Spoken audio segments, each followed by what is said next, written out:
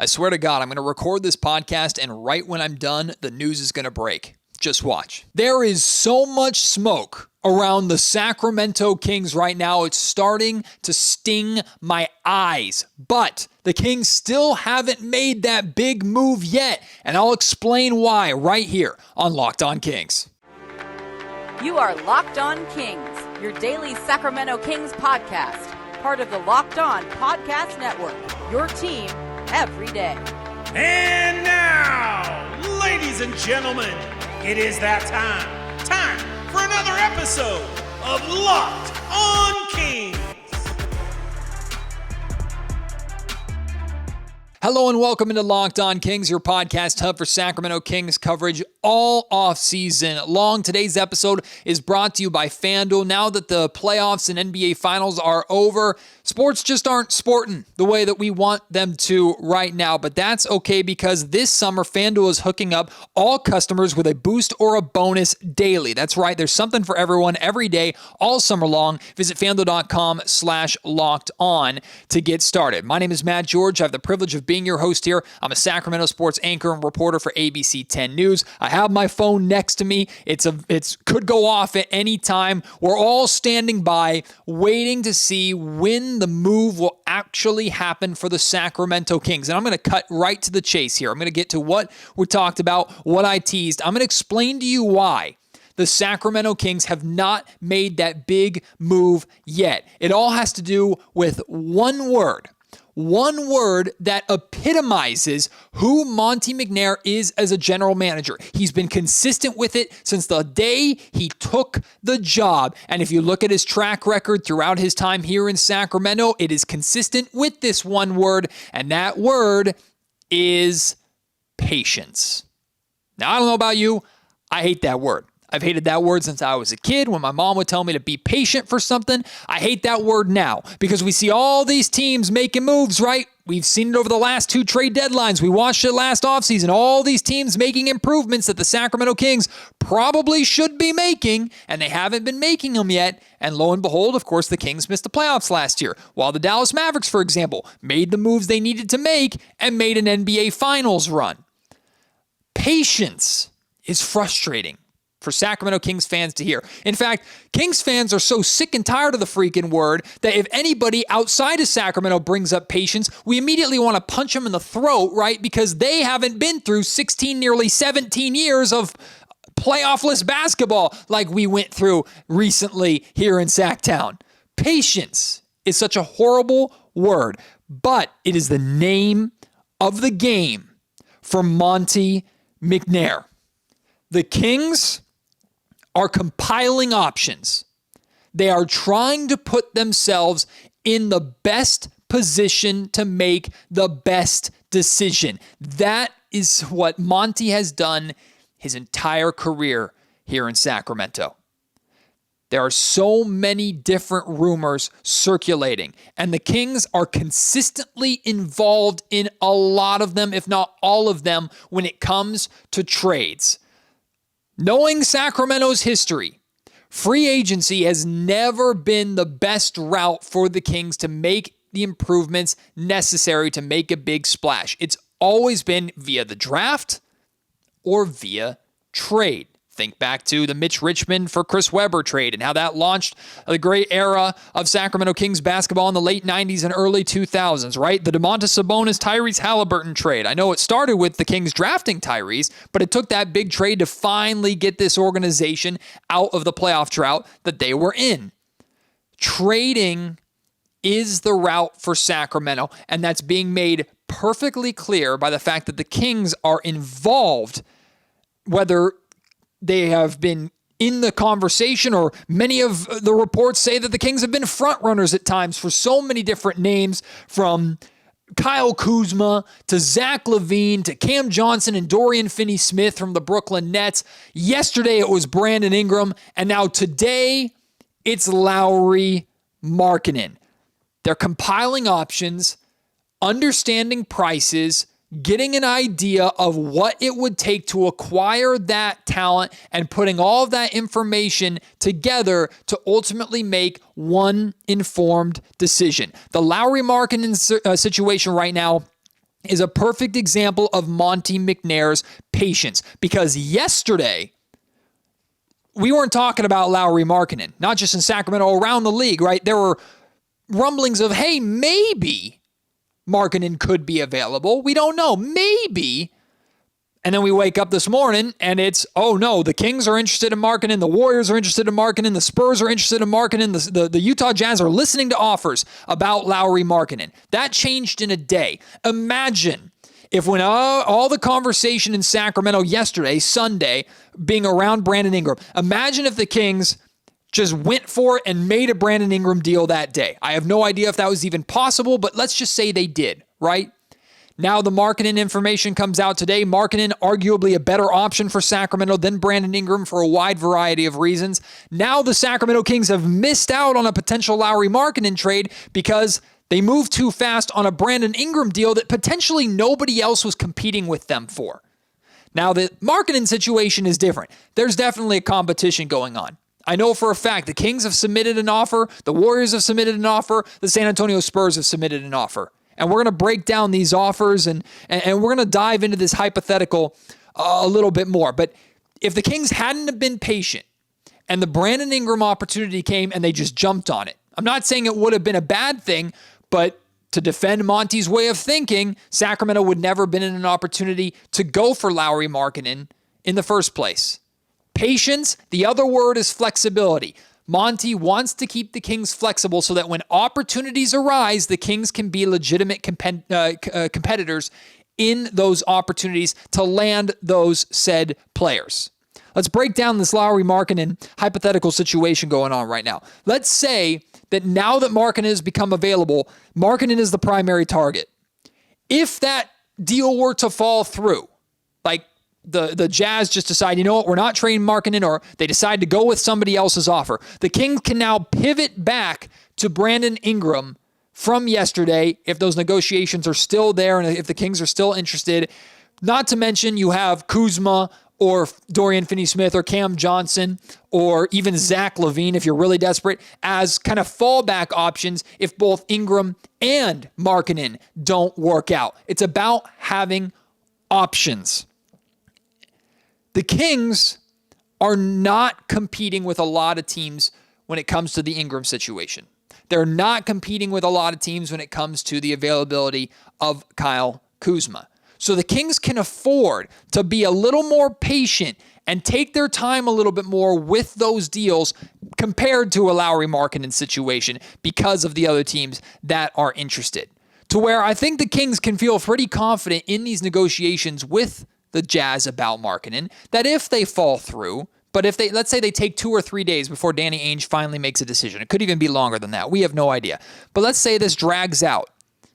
I don't think the Kings should be too worried or need to be too worried about a team coming swooping in and taking Brandon Ingram out from underneath them with the Pelicans, or swooping in and taking Kyle Kuzma off the table.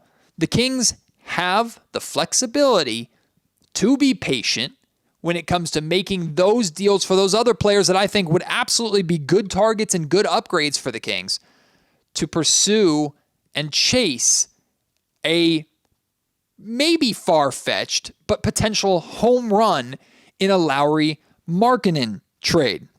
But at the same time, right, it's a domino effect. Look, free agency didn't really get going until Paul George signed with the LA Clippers, right? As soon as that deal went down, today we've seen a lot more movement, a lot more signing, a lot more action. Klay Thompson just went to the Dallas Mavericks on a sign and trade. We'll probably talk about that a little bit later on in the show.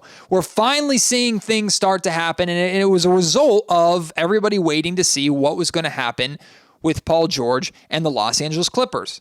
I think the same thing is going to be said with the trade market right now.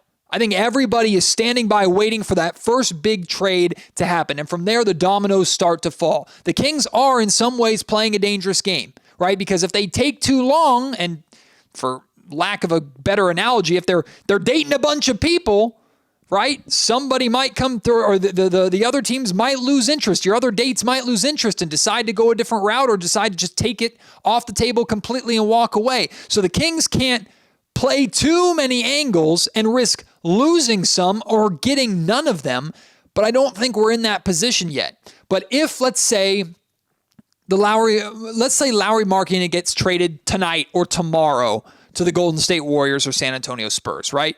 Okay, that's off the table. Now the Kings can pivot back to Brandon Ingram. Maybe there's a deal already in place that they've discussed heavily to where they can say, you know what, deal, or maybe they can reignite those conversations while still having Kyle Kuzma in the back pocket, right? We saw the Kings kind of do this last offseason with the negotiations between the Kings and Harrison Barnes. Remember, there was a lot of momentum about the Kings re-signing Harrison Barnes. Then it went quiet for a while. During that time, it was rumored that the Kings were having conversations with Kyle Kuzma. Kyle Kuzma eventually ends up going to the Washington Wizards. I think they were willing to pay Kuzma a little bit more than what the Kings were willing to pay, or the negotiations just between Kings and Kuzma either fell through or the Kings decided not to go in that direction. Suddenly, the Harrison Barnes stuff reignites and the Kings are able to get their starting small forward back. Now imagine the Kings were playing both those sides and suddenly a team swoops in and offers Harrison Barnes a contract and Harrison Barnes leaves. Now the Kings lose Barnes, they miss out on Kuzma, now they're in a world of hurt.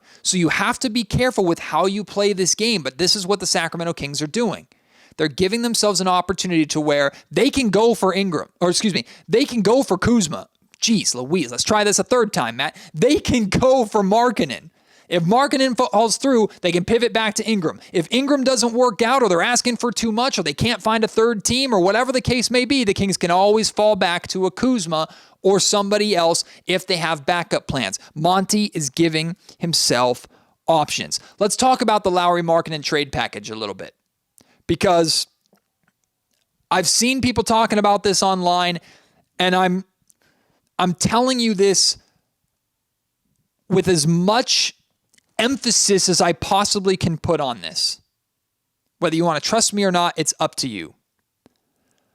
I would be shocked. Shocked isn't even the right word. I would be flabbergasted. I would be lost for words, stunned, whatever word you want to use.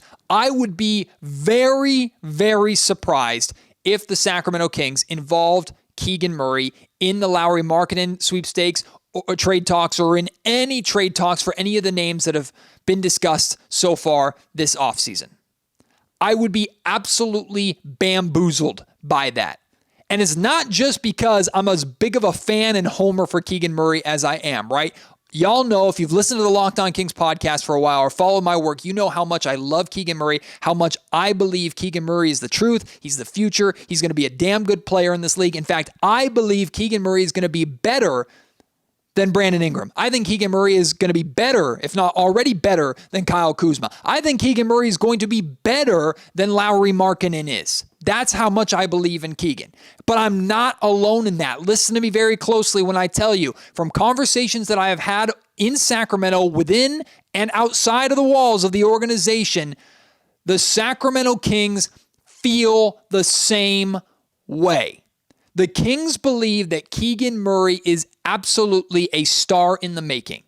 They have already seen him grow exponentially as a defender. He's already an amazing three-point shooter. Yes, he could grow as a shot creator for himself and someone who could score off the dribble, which is like an advantage that Brandon Ingram has over Keegan. But they also have significant contractual control over Keegan because of his rookie scale contract. Yes, they're going to have to eventually pay him, but they'll have his rights, so he'll be a restricted free agent. Makes it a lot easier. They have 6 to 7 years of control of Keegan Murray going forward because he was their draft pick. That is extremely valuable, especially considering how this team is trending only towards getting into the luxury tax if they want to truly compete in the Western Conference. So I'm telling you, I do not believe for a second that Keegan Murray is involved in any of these conversations, including the Lauri Markkanen conversation. So that means that if the Kings are going to convince the Utah Jazz to get rid of Markkanen, they absolutely do not have to do it. If the Kings are going to convince the Jazz to get rid of Markkanen, then we're talking heavy draft compensation. We're talking picks, and probably a lot of them if you're going to convince Danny Ainge to actually say yes. Now, financially, Lauri Markkanen's only making $18 million per year. He's going into the final year of his contract. Then you got to worry about paying him, right? Just like the Brandon Ingram situation. You acquire this guy, you have 1 year of him under contract, then you got to pay him next offseason. But the Kings don't have to give up a lot of player assets to go out and get Lauri Markkanen. Harrison Barnes is also making $18 million. You could do that straight up. You could even do Kevin Huerter straight up. Those are the two names that have been shopped by the Sacramento Kings around the league. A lot of packages have the Kings trading both of them in the deal. In this particular deal, you can pick one over the other, and in my opinion, it would be the Sacramento Kings' best interest to offer Kevin Huerter. I think Kevin would draw more interest from the Utah Jazz. He's a little bit cheaper. The Kings can take back a little bit more money. Plus, Harrison Barnes as a wing depth bench rotation player, I don't think is a bad thing for the Sacramento Kings at all. But here's the deal. If the Kings are truly competing with the Golden State Warriors and San Antonio Spurs for Lauri Markkanen, they're probably behind because those teams are also going to have to get a lot of draft compensation involved in this deal to make it happen, right? The Golden State Warriors are going to have, they have young players to offer, whether it's Moody or Kuminga or Pod or whoever the case is. They're going to have to add draft compensation on top of that to convince Danny Ainge and the Utah Jazz to essentially tank, move on from their only star player, and hit that major reset button. Plus, we know Danny Ainge and how much he likes to hoard draft picks and hoard assets. If the Spurs and the Warriors are willing to offer similar, if not the same amount of draft assets that the Sacramento Kings are, we're talking like 3+ first-round picks, the Kings are at a disadvantage because those picks are far more likely to be valuable or more valuable in Golden State and in San Antonio than in Sacramento, because if the Kings were to get Lauri Markkanen and add it to their core, the Kings are expected to be a good basketball team for the foreseeable future. If the Golden State Warriors get Lauri Markkanen and add him to Steph Curry and Andrew Wiggins and Draymond Green, their window is still closing in a couple of years. That's their last major swing for the fences. If the Kings are trading, if both teams are trading 3 or 4 first-round picks, we're talking about picks that aren't conveying until 2030, 2031, 2032, and beyond, right? So there's a better chance that those picks are going to be bad for the Warriors, or I should say this.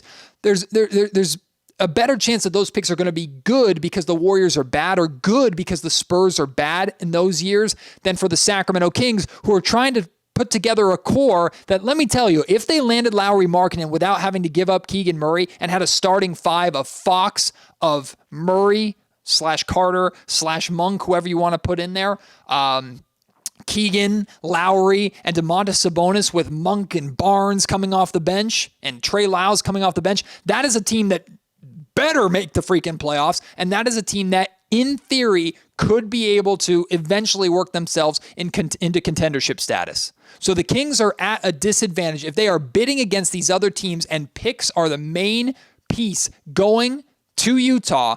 The Kings are going to be at a disadvantage. The only way Sacramento could then put themselves in the advantage is if they include more picks than everybody else, which I don't think they'd be willing to do, or include Keegan Murray, which I know they won't be willing to do.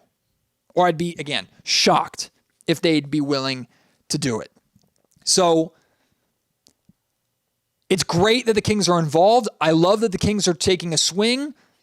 Very interested to see what the Utah Jazz and Danny Ainge decide. As of right now, I'm skeptical that the Kings will actually land Lauri Markkanen. And again, I feel that once the Markkanen situation either falls through or the Jazz agree to some trade with some team, we might see business pick up and the Kings pivot back to a Brandon Ingram or a Kyle Kuzma. Let's talk about the Kuzma and Ingram sweepstakes. We'll do so in just a second. Today's episode of the Locked On Kings podcast is brought to you by FanDuel. Clearly, I love sports. I love them so much, I don't want them to stop. Thankfully, the NBA is getting closer and closer to basically being year-round. We have the California Classic coming up this weekend, Summer League after that. Kings basketball is somewhat kinda back, but really, now that the playoffs are over, things are slowing down, right? Sports just aren't sporting the way that we want them to, but thankfully, FanDuel helps me keep my sports fix going all season long, all year long, whenever I want. All I have to do is open the app and dream up any bet anytime I'm in the mood. This summer, FanDuel is hooking up all customers with a boost or a bonus daily. That's right. There's something for everyone every day, all of the time. Head over to FanDuel.com/lockedon and start making the most out of your summer. FanDuel is the official sports betting partner of Major League Baseball.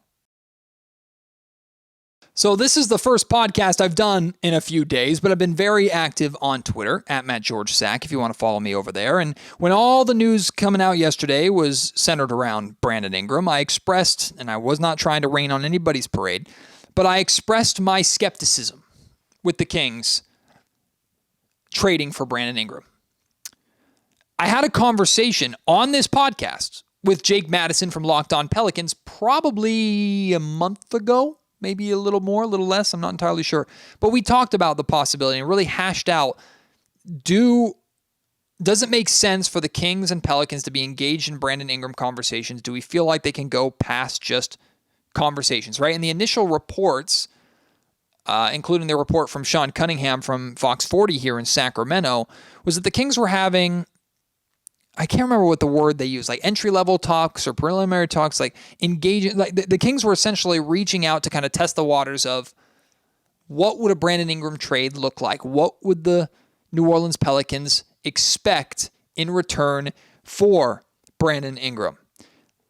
So let's talk about what I believe this Brandon Ingram package would look like. First and foremost, it's not going to take them. It's not going to be the same as Markkanen. It's not going to take as much as Markkanen for a couple of reasons. Number one, the value is lower because of the Pelicans' reported unwillingness to pay him at the end of this season. That's one of the main reasons why they're looking to move on from him. Number two, there is significantly less competition, if any, around the league for the Kings to trade for Ingram. We kind of hashed this out a little bit last segment, but while the Kings are competing against multiple teams for Lauri Markkanen, I have not heard anything else about other teams who are interested and legitimately talking to the New Orleans Pelicans about trading for Brandon Ingram. It feels like at this point in time, it's either a Kings deal or the Pelicans will go into next season with Ingram on their roster and either figure out a payday for him to work things out long term, or look to move him closer to the trade deadline. That's where it feels like we're at right now. Hence the reason why the Kings can probably be patient with ultimately agreeing to or executing an Ingram deal while they try other options out there like Markkanen. Just like the Markkanen situation, Keegan's not involved. Like, no chance in hell Keegan's involved. Take that off the table. The Kings are not doing Keegan Murray for Brandon Ingram or Keegan Murray and draft picks or whatever the hell it would take for Brandon Ingram. They're not doing it. It makes no sense. Look, we're talking about a Barnes, Herter, and maybe multiple firsts package. And the Kings could be hesitant to include multiple first-round picks in the deal without confirmation or assurance or real belief that Brandon Ingram would re-sign with the Sacramento Kings going forward. Not to mention the price tag that Brandon is going to command. He's probably looking for, he's owed like 36 or 38 million or something like that this final season of his contract. He's probably looking to be in the 40s on his next contract. Obviously, that's a big decision for the Kings to make. They'd have to deal with the same thing in paying Lauri Markkanen coming up. So they're going to have to, if they execute either of these trades, they're going to have to fork out the dough eventually. But they want to make sure that they can retain both or any of these guys. So that's something to weigh in. That's something to consider. And again, if you combine Barnes's money and Herter's money, I think it's just shy of the amount of money that Ingram is being paid. So the Kings would take on a little bit extra salary, but it's so marginal that it wouldn't really matter that much. The only way this deal makes sense in my mind, that the Kings and Pelicans would work out this deal, is if Sacramento was really trying to exploit the fact that the Pelicans are hesitant to pay Ingram, but are afraid to lose him for nothing, right? They clearly want to move on from him because he's a valuable player that can help a lot of teams around the league. You don't want to let that, you might not want to pay him, but you certainly don't want to lose him for nothing, let him walk, and now you're SOL, right? The Kings might be trying to exploit that because other than that, it really doesn't make that much sense to why New Orleans would want to make this move. The New Orleans Pelicans and Sacramento Kings are in almost identical situations. They're both in win now asset acquiring mode. Look what the Pelicans just did. They went out and traded for DeJounte Murray. They didn't have to give up that much for DeJounte Murray, which I was a little surprised about. I don't know if that puts them over the top or not, but it's a good pickup for them. They're trying to win right now, and not only that, they are in the same tier in the Western Conference that the Sacramento Kings are. We're talking about two teams that are directly competing to get out of the play-in and into the playoffs itself. Now, based off of last season, the Pelicans probably have the edge in that competition, seeing as how they beat the Kings 6 freaking times. But regardless, we're talking about two teams in identical scenarios that typically don't want to help each other get there. Why would the Pelicans want to give the Kings essentially the missing piece to their starting rotation and their core in Brandon Ingram and only take back two serviceable players? Barnes, Herter, good players, could fit in with what the Pelicans are trying to do. Neither of them as good as Brandon Ingram, and draft picks on top of that. Maybe it's good to have some future assets that maybe they could turn to add a trade later on, or if things don't work out, they have picks in the future that they can rebuild with. But picks are not valuable to an organization that is trying to win right away, or not as valuable to an organization that's trying to win right away. Certainly not picks from a team you're competing with who is expected to be good and outside of the lottery in the coming years, assuming they execute that trade. You give them an all-star caliber player in Brandon Ingram, and the Kings are able to re-sign him and retain him for the foreseeable future. Unless the Pelicans really truly don't have another option out there to trade Brandon, and they're worried about it's either this deal and we get something for him, or we lose him for nothing after a year, I'm still skeptical about this deal getting done. But again, it's very possible that the Kings and Pelicans over the course of the last 24 plus hours have had conversations, have an idea or a semblance of a deal on the table. Now, it's been reported that the Pelicans are in need of a center. They lost Jonas Valanciunas to the Washington Wizards. They're in need of a big. They reportedly want to get a third team involved to somehow get a big man in this deal. So maybe there's a third team that's been discussed. Maybe there hasn't. We haven't seen any reports or heard about any team being involved at this point in time. But maybe the Kings and Pelicans have the skeleton of a deal out there, a pretty good idea of what it's going to take. And that's been placed on hold while they either find a third team or the Kings explore Lauri Markkanen or other options available to them. Then, of course, in my opinion, Kyle Kuzma is there as the backup plan. We'll talk about Kyle Kuzma being a backup plan and why I feel like that has gone quiet recently. Doesn't mean the Kings aren't interested anymore and are completely out on Kuzma. This is a theory as to why I think it's gone quiet. Plus, outside of the Kings, we got to talk about Klay Thompson leaving the Golden State Warriors, heading to the Dallas Mavericks. It's all still to come here on Locked On Kings. To me, Kyle Kuzma is still a safe and ideal option for the Sacramento Kings to pursue. Kyle Kuzma is going to cost Sacramento significantly less than both Brandon Ingram and Lauri Markkanen. Now, of course, he's not as good of a player as both of those players are. On top of that, where you have to worry about paying Ingram and Markkanen, you don't got to worry about that with Kuzma. He's under contract, and the contract is good. The value of that contract goes down every single year, and he's under contract for the next 3 seasons.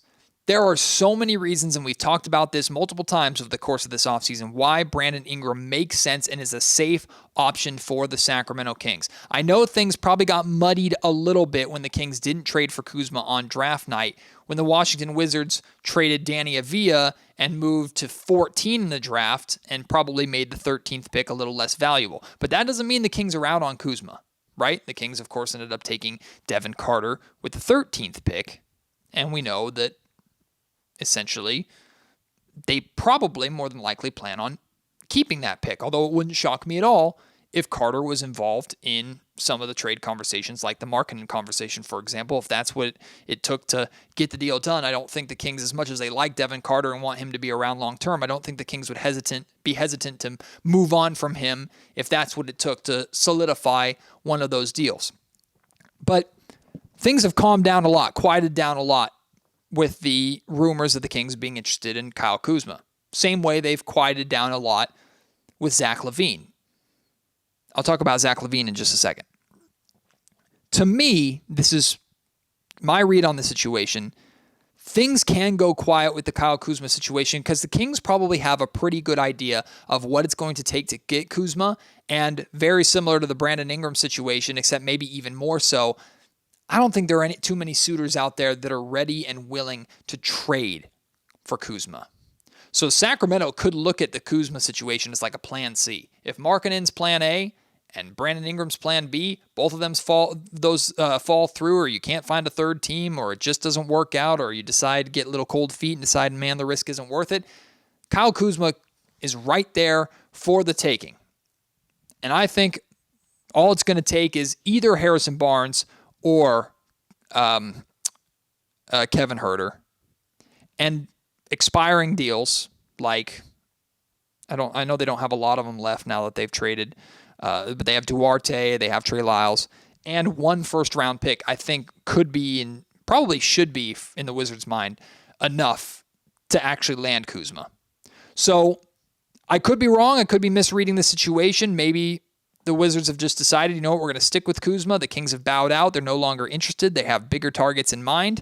And I understand that some of you might be a little underwhelmed if the Kings went for Markkanen and didn't get him, went for Brandon Ingram and didn't get him, and then ended up with Kyle Kuzma. I understand that might be a little underwhelming, but it doesn't necessarily mean that would be a bad thing.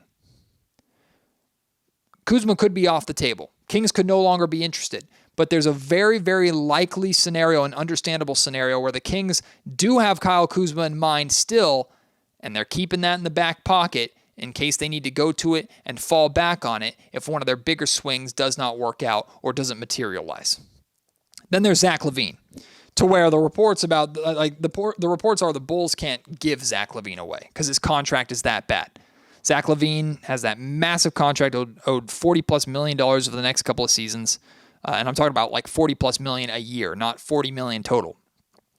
The Bulls have apparently tried to add first-round picks to LaVine to throw him out there to get a team to take him, and nobody's biting. If nobody's biting, the Kings probably shouldn't either.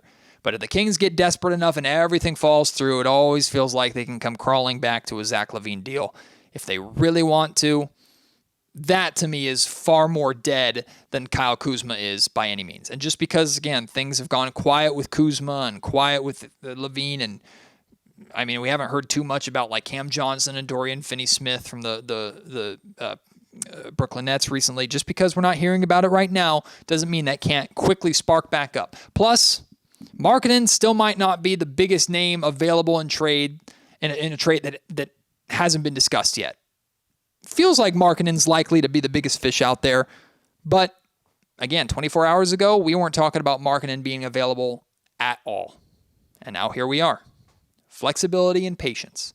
That's what it's all about for Monte McNair. Meanwhile, the Golden State Warriors, the dynasty's over.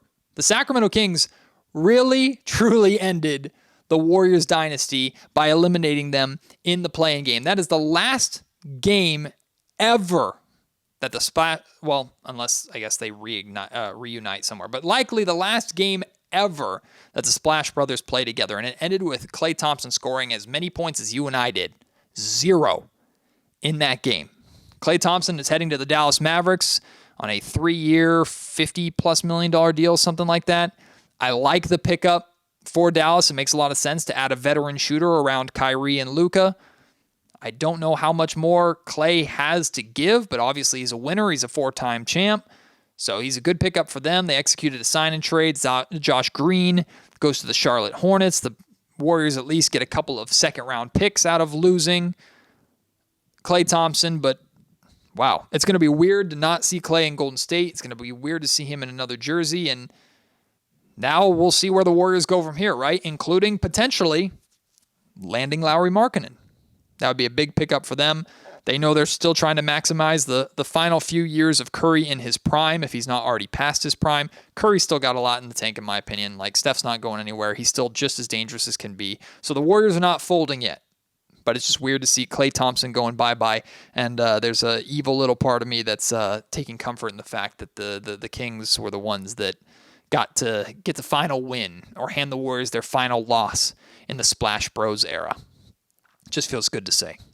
All right, we made it to the end of the podcast. Nothing's broken. I'm going to check it one more time. I've been looking down at my phone constantly. The latest thing that I see here is that Mo Bamba is headed to the LA Clippers. So good luck, Clippers. They've also been a disaster so far in free agency. We'll see how they end up. But hey, nothing's going on by the time I'm ending this podcast, which means either I'm in the clear or I'm going to edit this thing and publish it. And right when I publish it, something's going to break. You know what? If that happens, damn it, this episode is outdated, but I recorded it. I'm proud of it. And I'll have another episode coming later tonight or in the early hours of the morning or whatever. Whenever a deal's done, whether it's Markkanen or Ingram or Kuzma or none of them or all of them or some of them, who cares? Whatever happens, Locked On Kings is going to be on top of it. So if you take anything out of this podcast, understand this. 1, Monty McNair is being true to himself. He's being patient, but that doesn't mean he's sleepwalking. Of course, he has to get a deal done, and I understand if you're skeptical about him actually getting a deal done and you're not going to believe it until you see it type thing. I understand that approach whatsoever. That's number 1. Number 2, I'm telling you, Keegan Murray is not involved in these conversations. I feel so unbelievably confident with that. And I'm basing that off of conversations that I've had recently and conversations that I've had over the last 2 years. I would be stunned if Keegan was involved in any of these moves. So take with that for what you will. Appreciate your support here of the Locked On Kings podcast. Again, anything breaks, we'll have it for you right here. So maybe I'll see you soon. Maybe I'll see you tomorrow. 10 a.m. tomorrow, the Kings are introducing Devin Carter to the media. So assuming nothing happens, I'll be at that press conference. I'll be able to hopefully spend a couple minutes talking with Devin Carter. I'll have that audio for you on Locked On Kings tomorrow and more, so make sure you tune in for that. Until then, my name is Matt George. You've been listening to the Locked On Kings podcast, part of the Locked On Podcast Network.